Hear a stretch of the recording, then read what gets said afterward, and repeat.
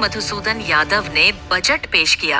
राजनांदगांव में 51 वार्ड है और डायरेक्ट महापौर के चुनाव में मधुसूदन यादव ने 44,400 वोटों से विजय प्राप्त की थी और 39 पार्षद बीजेपी के जीते थे, 7 पार्षद कांग्रेस के जीते हैं।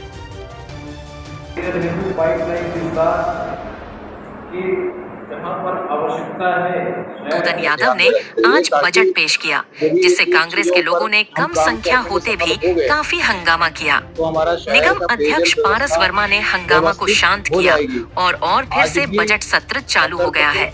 महापौर मधुसूदन यादव के भाषण के समय बिजली गुल हो गई, जिसके बाद और जोर से हंगामा हुआ। वर्ष 2024 से 25 के बजट प्रावधानों के विरुद्ध पुनरीक्षित आय 246 करोड़ 43 लाख रुपये तथा पुनरीक्षित व्यय 252 करोड़ 54 लाख है, 50,000 रुपये है।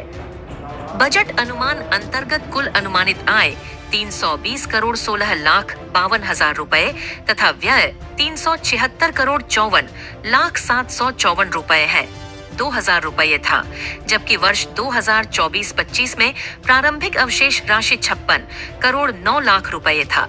वित्तीय वर्ष 2025-26 के बजट प्रावधान में प्रस्तावित आय 646 करोड़ 23 लाख तथा व्यय 696 करोड़ 70 लाख 50,000 रुपये है। वाली है PPP news public press partner. News की खबर हमारा चैनल सब्सक्राइब करें, हमारे नंबर को व्हाट्सएप ग्रुप में जोड़ें 7389990330।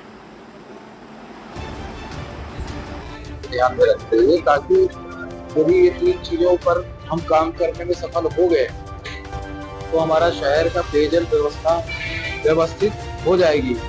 आज भी 70% ठीक है, 20% समस्या और 30% समस्या को दूर करने के लिए हमने प्राइमरी तौर पर और तकनीकी रूप से इन 3 कामों को पूरा किया जाना पाया है और इसके लिए राज्य सरकार से हम सहयोग लेकर के तीनों कामों को पूरा किया। अभी तक तो बजट की पहली बैठक जो बजट बैठक के रूप में हुई, उसमें हम लोगों ने वित्तीय वर्ष 25-26 का बजट भी प्रस्तुत किया और एक अन्य विषय भी पार्षदों के द्वारा प्रस्तुत किया गया है, जिसमें मध्य इलेक्शन के लिए गवर्नमेंट ऑफ इंडिया से प्रेसिडेंट से आग्रह किया जाए।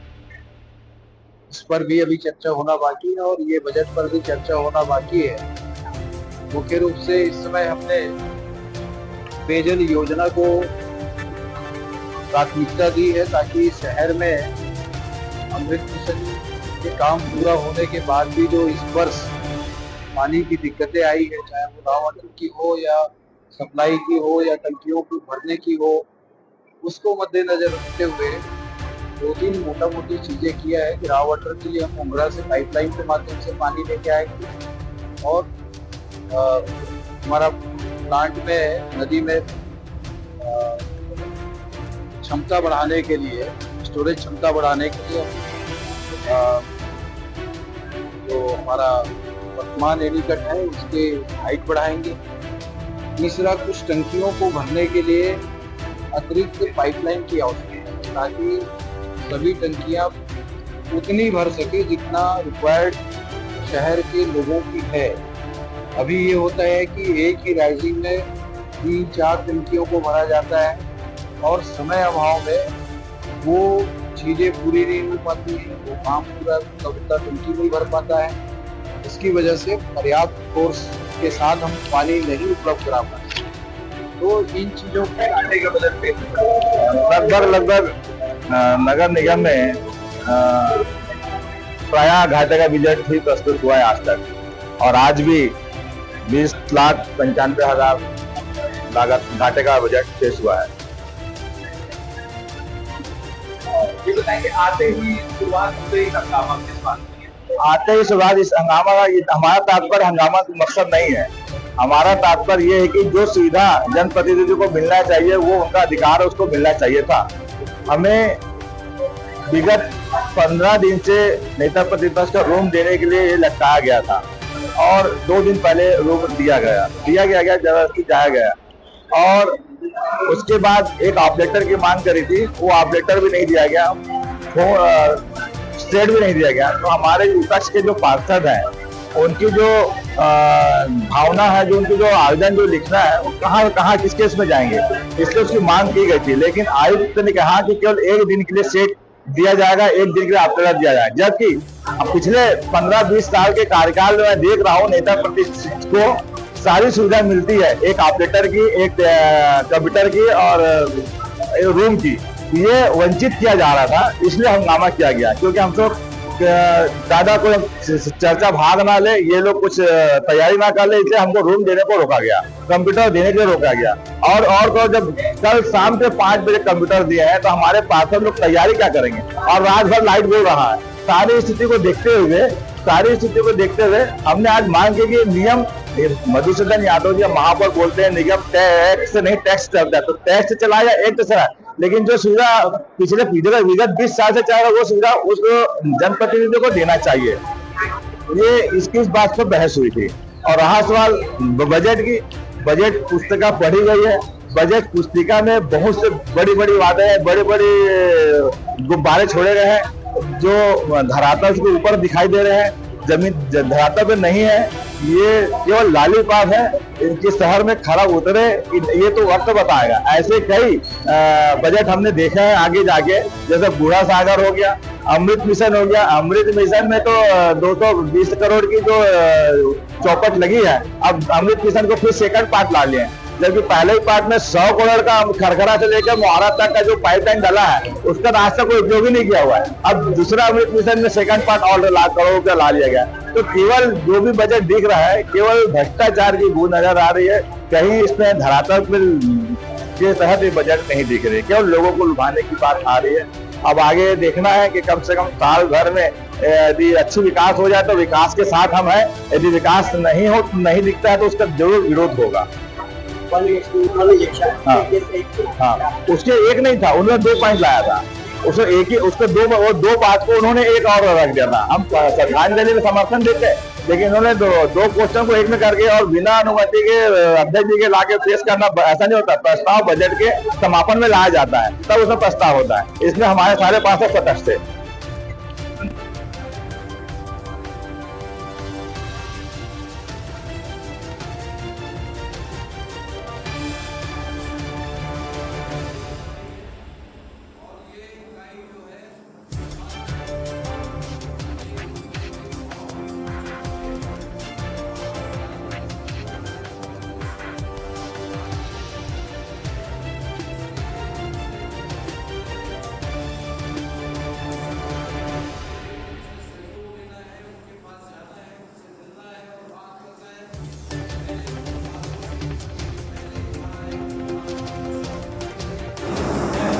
निर्वाचन के पश्चात यह हमारी पहली साधारण सभा है और सहयोग से बजट की सभा है। मैं अपने सभी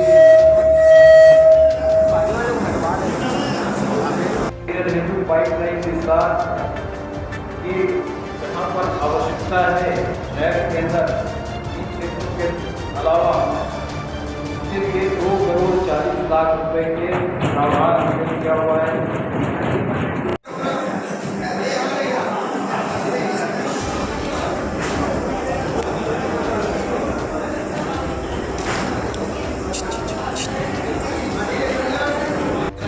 उनकी पदोन्नति की, उनका नियुक्ति की, हम यदि त्याग नहीं करेंगे तो हम अपने कर्मचारियों के साथ न्याय नहीं कर पाएंगे और न्याय नहीं कर पाएंगे तो हम उनसे ईमानदारी से काम की अपेक्षा भी नहीं कर पाएंगे। तो हम इस पूरे निकाय को, हमारे अधिकारी, हमारे कर्मचारी, हमारी संस्था में काम करने वाले अन्य लोग और हमारा पूरा परिषद वो एक इकाई है और ये इकाई जो है ईमानदारी के साथ एक दूसरे के भाव को समझ करके 5 साल हम हमको राजनांदगांव के शहर का विकास की चिंता करनी है, जिसके लिए जिनसे जो आवश्यकता है वो आवश्यकता की पूर्ति के लिए उनसे सहयोग लेना है, उनके पास जाना है, उनसे मिलना है और बात करना है।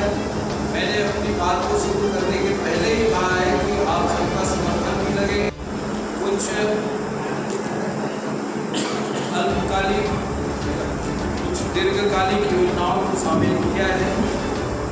राजनांदगांव शहर के आज की आवश्यकताओं को ध्यान में रखते हुए प्राथमिकता तय करते हुए उन बातों को शामिल किया है। उसमें जो आपके बेहतर सुझाव होंगे उसे भी आगे हम शामिल करेंगे। इसके पहले मैं इतना ही कहना चाहता हूँ कि सारी व्यवस्था थोड़ी नई नई है और हम सब मिलकर के जो हमारा नगर निगम जो हमारी इकाई है, जो हमारी संस्था है, इसके प्रति हम सबको समर्पित होकर काम करना पड़ेगा। तो भाई आपके ऑफिस के लिए कोई चीज़ नहीं हो पाई होगी तो हो जाएगी, चिंता मत करो। मैंने गाड़ी छोड़ दिया, बंगला छोड़ दिया, सत्कार करना छोड़ दिया।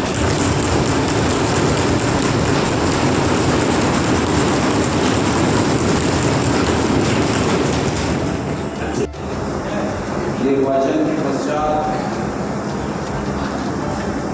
यह हमारी पहली साधारण सभा है और संयोग से बजट की सभा है। मैं अपने सभी निर्वाचित पार्षद साथियों का बहुत बहुत अभिनंदन और स्वागत करता हूँ और उनको निर्वाचन के लिए शुभकामनाएं देता हूँ।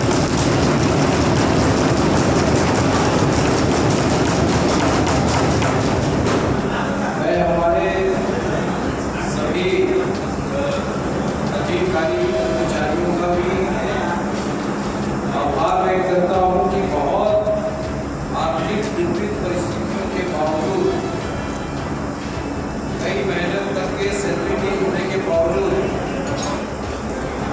वो जिम्मेदारी के साथ नगर निगम में अपने दायित्वों का निर्वहन करते हैं। मैं उनका आभार व्यक्त करता हूँ। इसी प्रकार से